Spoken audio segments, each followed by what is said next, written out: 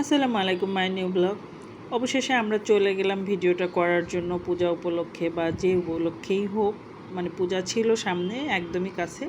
সে video করার জন্য আমি এর আগের দেখিয়েছি যে কিভাবে আমরা নৌকা দিয়ে পার হলাম, তারপর ওপারে গেলাম কাশবনে। সেখানে গিয়ে এত মশা আর পিঁপড়া এর মধ্যে বসে, আর ভেজা, বৃষ্টি তো সেই রকম হচ্ছে, নিচেরটা বেশ ভেজা ছিল। সেখানে কোনো রকম বসে দাঁড়িয়ে আর চারিদিকে এত মশা ছিল।